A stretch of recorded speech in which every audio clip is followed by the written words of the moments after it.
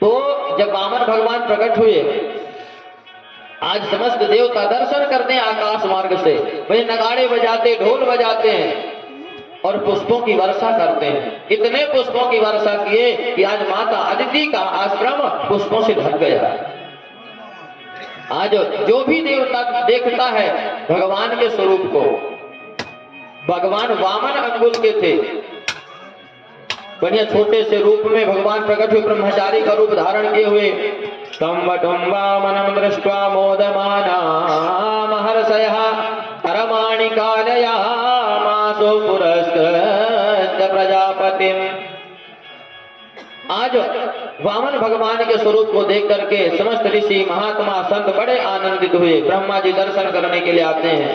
माता आदिति से कहते हैं कि देवी इनका उपनयन संस्कार कराना चाहिए। तो पहले बृहस्पति जी आकर के जात कर्म संस्कार करवाए, नामकरण संस्कार करवाए, उपनयन संस्कार की तैयारी लगवाए। तो जैसे उपनयन संस्कार होने लगा तो सविता देवता आकर के गायत्री मंत्र का उपदेश दिए। बृहस्पति जी ने यज्ञों में भी धारण करवा दिए, कश्यप जी मेखला पहना दिए। माता पृथ्वी आकर के कृष्ण का चर्म देते हैं, मृग चर्म दिए। चंद्रमा आकर के दंड देते हैं। माता आदिति को पीन पहनाती हैं। आकाश छत्र भेंट करते हैं। ब्रह्मा जी आकर के कमंडल भेंट करते हैं। सप्तऋषि आए कुशा का आसन भेंट किए। माता सरस्वती आई रुद्राक्ष की माला भेंट की। इस प्रकार से वामन भगवान का उपनयन संस्कार हुआ। तब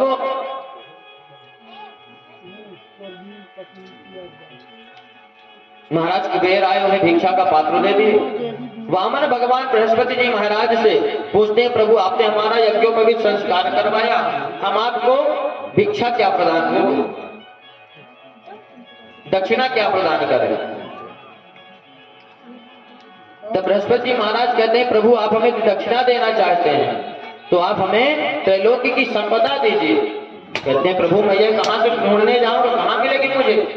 तब कहते हैं, त्रैलोक्य की संपदा आजकल राजा बलि के पास है। तीनों लोगों के राजा राजा बलि हैं। आप उनके पास जाइए और उनसे तीनों लोगों की संपत्ति लेकर के आइए, फिर मुझे दक्षिणा दीजिए। कहां मिलेंगे मुझे। बृहस्पति जी महाराज बतलाते हैं, तन तम नरमदाया तटोत्तरे बलेनो यरे त्विजस्ते भृगुकक्ष संज्ञके प्रवर्तयन्तो भृगवः क्रतोत्तमा विचक्षतारा दुदितं यथा रविम्।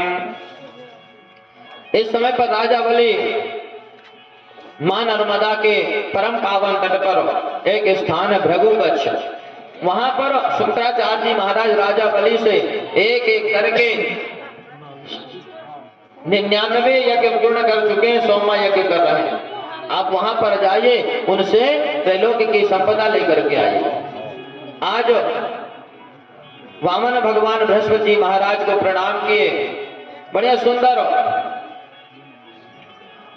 हाथ में छत्र लिए, एक हाथ में कमंडल लिए, माला लिए, बढ़िया पैरों में खड़ाओं लिए और ब्रह्मचारी का रूप धारण किए थे। आज अपने छोटे छोटे नन्हे नन्हे पांवों से राजा बलि की ओर जाते कि राजा बलि की यज्ञशाला कहां है। आज जो भी थे वामन अंगुल के वामन भगवान का दर्शन करता, आज वह वामन भगवान के स्वरूप पर मोहित हो जाता।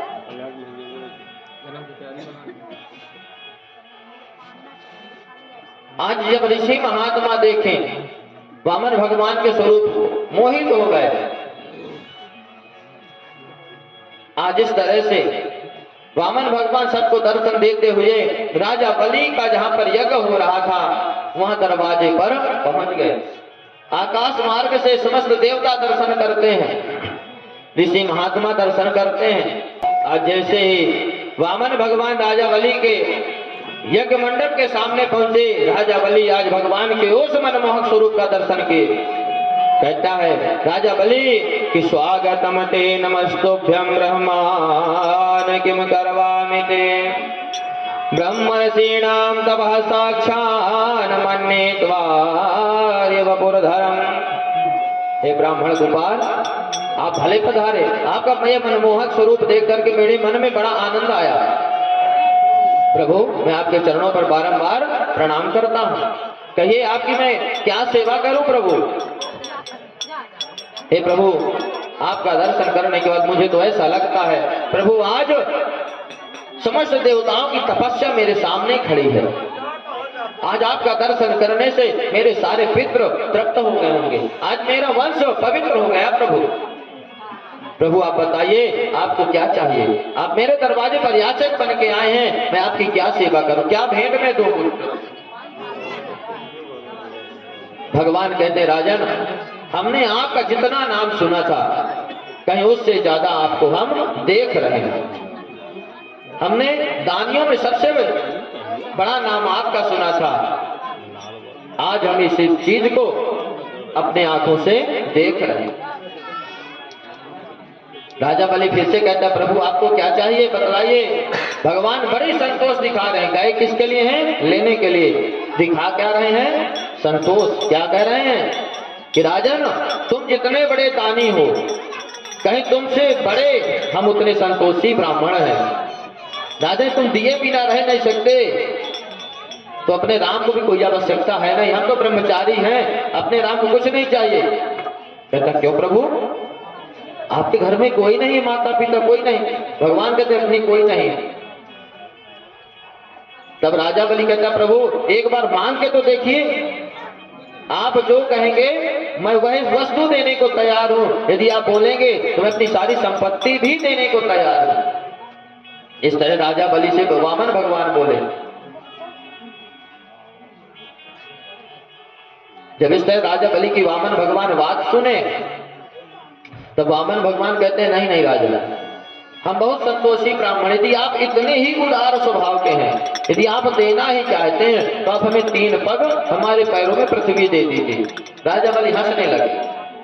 तो बताओ, देखने में आप जितने छोटे दिखाई दे रहे हैं उतनी छोटी आपकी बुद्धि दिखाई दे रही है। राजन हमें तो ऐसा लगता है आपका विवाह नहीं हुआ होगा। यदि आप कहो तो हम आपके समान पौनी सी छोटी सी एक ब्राह्मण की लड़की ढूंढ करके आपका विवाह करवा दे। वामन भगवान हंसने लगे। कहते हैं क्या राजा, कर तो यज्ञ रहे और माया वाली बात कर रहे हो। राजन हम बड़े संतोषी ब्राह्मण हैं, हमें 3 पग पृथ्वी में से ज्यादा की आवश्यकता नहीं है, और ब्राह्मण को अपनी आवश्यकता से ज्यादा दान लेना भी नहीं चाहिए, और यजमान को भी चाहिए कि यजमान ब्राह्मण के आवश्यकता अनुसार दान दे। जितनी ब्राह्मण की आवश्यकता उतना दान दे, और ब्राह्मण को क्या चाहिए कि ब्राह्मण की जितनी आवश्यकता उतना ही दान लेना चाहिए उसे। तो राजन अपने राम को 3 पग पृथ्वी से ज्यादा आवश्यकता नहीं। बोले क्यों? 3 पग में आप क्या करेंगे? बोले हम ब्रह्मचारी व्यक्ति हैं, 3 पग पृथ्वी अपना आसन बिछाएंगे और बैठ करके संध्या वंदन करने लगे, भगवान की तपस्या करेंगे। बाकी चाहिए कि भाई संतों को धन अर्जन नहीं करना चाहिए। संत कैसे सुखी होते हैं? संत सुखी विचरण तो नहीं, जो पृथ्वी पर विचरण करते रहे। घर संपत्ति दौलत नहीं बनाना चाहिए। तो इस प्रकार से शुक्राचार्य जी यज्ञ मंडप से सब कुछ देख रहे थे कि है तो कितना छोटा सा बालक और बातें कितनी बड़ी बड़ी करता है। शुक्राचार्य अपनी दिव्य दृष्टि से देखे तो भगवान श्रीमन नारायण का दर्शन हुआ। शुक्राचार्य जी जल्दी जल्दी दौड़ते हुए भागते हुए आए। अरे राजन रुको रुको रुको, इससे पहले 3 पग पृथ्वी के जब तक शुक्राचार्य उधर से आते हैं तब तक इधर वामन भगवान राजा बलि से कहलवा लेते हैं कि मैं 3 पग पृथ्वी आपको दूंगा, आप नाप लो जहां से नापना हो। इतने में शुक्राचार्य पहुंच गए। जब शुक्राचार्य पहुंचे कहते हैं अरे राजा ना, अरे इसके ये छलिया है, इसके बात में बहकावे में मत आना। ये कोई बामन नहीं है ना, तिरपन है, पूरा पूरा चौमन है। ये तुमको कंगाल कर देगा, तुमको ठगने के लिए आया है। राजन इनको कुछ मत दो। तब राजा बलि कहता है कि गुरुजी, यदि एक ब्राह्मण है तो 3 पग पृथ्वी लेकर के चलता बनेगा, और यदि स्वयं जगत पिता है तो मेरा सौभाग्य है कि मेरे दरवाजे पर जगत पिता याचक बन करके आया है, मैं तो इन्हें दान दूंगा। इधर वामन भगवान कहते हैं राजा बलि से कि राजन यदि आपको दान देना तुरंत अपनी पत्नी को बुलवाइए और संकल्प लीजिए। राजा बलि कहते प्रभु 3 पग पृथ्वी के लिए क्या संकल्प करें? वामन भगवान कहते हैं जो व्यक्ति संकल्प करके नहीं दी जाती उसका पुण्य समाप्त हो जाता है, उसका पुण्य हमें प्राप्त नहीं होता। संकल्प पढ़ते हैं ना, संकल्प का मतलब क्या होता है? यदि अपनी भाषा में कहा जाए तो एक ट्रस्ट, हम किसे देते हैं, क्या देते हैं, किस प्रकार देते हैं, किस दिन देते हैं, क्यों देते हैं, पूरा पता। यही संकल्प में बोला जाता है कि हम यहाँ पर क्या कर रहे हैं, कब कर रहे हैं, क्यों कर रहे हैं, किस कारण से कर रहे हैं। तब विंध्यावली जब तक आते तब तक फिर से शुक्राचार्य राजा बलि कहते हैं कि राजा बलि अभी भी कह रहा हूं सतर्क हो जाओ, तुम्हारा सब कुछ समाप्त हो जाएगा। अरे झूठ बोल दो, हमें नहीं देना है। झूठ बोलने का कई जगह पाप नहीं होता, किस जगह किस जगह झूठ बोलने का पाप नहीं होता? स्त्री सुनर्म विवाहे च वृत्यर्थे प्राण संकटे गौ ब्राह्मणार्थे हिंसायां नानतम स्यात् जुगुप्सितम्। यदि एक व्यापार करता है कोई व्यापारी, उसे अपनी वस्तु बेचना है, यदि वो झूठ बोलता है उसका पाप नहीं लगता। स्त्री सुनर्म विवाहे च, यदि किसी का विवाह हो रहा है उसमें यदि हमें थोड़ा सा झूठ बोलना पड़ जाए, हमारे झूठ की वजह से उसका विवाह हो रहा है, तो हमें थोड़ा सा झूठ बोल देना चाहिए, उसका हमें प्रायश्चित नहीं करना पड़ता, पाप नहीं लगता उसका।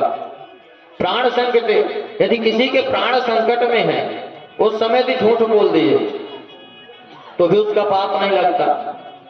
गो ब्राह्मण हिंसाया, यदि कोई गाय की ब्राह्मण की हिंसा करता, मारता है, पीटता है, उस समय झूठ बोल देना चाहिए। यदि कोई किसी ब्राह्मण को मारने के लिए ढूंढ रहा है और हमसे पूछ रहा क्यों भाई किसी ब्राह्मण को देखो इधर से जाते हुए, यदि ब्राह्मण इधर गया है, यदि हम उस समय झूठ बोल देंगे इधर गया तो उसका पाप नहीं लगेगा। इस तरह शुक्राचार्य महाराज राजा बलि से कहते हैं इस तरह कुछ स्थान है जहां झूठ बोलने का पाप नहीं लगता। राजा बलि कहता है अब चाहे कुछ भी हो, मैंने तो संकल्प कर लिया। कहता है संकल्प पढ़े कहां है? तब राजा बलि आज एक यजमान गुरु जी को बतला रहा है कि संकल्प 3 प्रकार के होते हैं। कौन कौन से संकल्प? कायिक, वाचिक और मानसिक, ये 3 संकल्प होते हैं। इधर विंध्यावली को बुलवाए, 3 पग पृथ्वी का संकल्प दे दिए। वामन भगवान के हाथ में कुसा चावल जल सब दे दिए संकल्प पढ़ करके। वामन भगवान स्वयं संकल्प पढ़े जब किस कारण से 3 पग पृथ्वी ले रहे हैं।